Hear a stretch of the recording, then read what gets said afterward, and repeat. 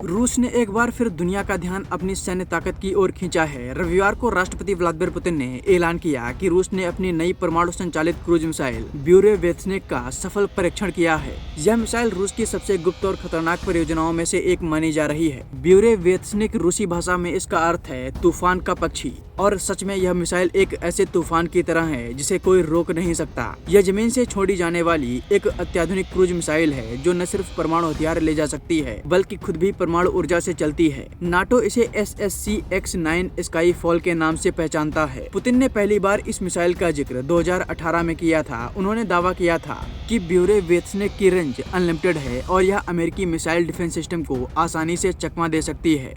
रूसी सेना प्रमुख जनरल वैलेरी गेरासिमोव के मुताबिक 21 अक्टूबर को हुए ताजा परीक्षण में इस मिसाइल ने 14,000 किलोमीटर की दूरी तय की और करीब 15 घंटे तक हवा में रही। सबसे खास बात यह है कि ये पूरी तरह से परमाणु ऊर्जा से चलती रही और अपनी उड़ान के दौरान किसी भी मिसाइल रक्षा प्रणाली को भेदने में सक्षम रही। इस मिसाइल के अंदर एक छोटा सा परमाणु रिएक्टर लगा है। यह रिएक्टर हवा को बेहद गर्म करके बाहर निकलता है और वहीं इसे अद्भुत गति प्रदान करता है। इस वजह से यह पारंपरिक ईंधन वाली मिसाइलों से कहीं ज्यादा दूर और लंबे समय तक उड़ सकती है। अमेरिकी संगठन न्यूक्लियर थ्रेट इनिशिएटिव के अनुसार ब्यूरेवेत्सनिक कई दिनों तक हवा में रह सकती है, बहुत नीची ऊंचाई पर उड़ान भर सकती है और किसी भी दिशा में अचानक हमला कर सकती है। यानी इसका रास्ता और लक्ष्य लगभग अप्रत्याशित है। हालांकि पश्चिमी विशेषज्ञ इससे पूरी तरह प्रभावित नहीं है। उनका कहना है कि यह मिसाइल सबसोनिक गति से उड़ती है, यानी आवाज से धीमी।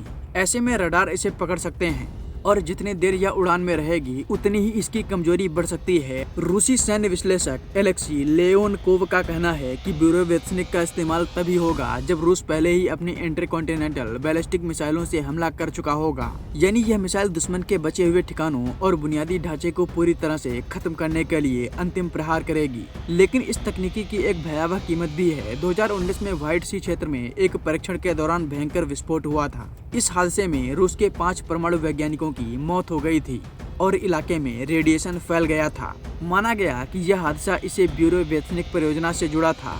बाद में पुतिन ने उन वैज्ञानिकों की विधवाओं को सम्मानित किया था। 2024 में अमेरिकी रिसर्चर ने दावा किया कि इस मिसाइल को मॉस्को से 475 किलोमीटर उत्तर में स्थित वोलोगदा 20 न्यूक्लियर सेंटर के पास तैनात किया गया है। अगर ब्यूरेवेत्सनिक सच में ऑपरेशनल हो जाती है तो यह दुनिया की पहली ऐसी मिसाइल होगी जो अनंत दूरी तक उड़ान भर सकती है और शायद किसी भी देश की रक्षा प्रणाली को बेअसर बना सकती है।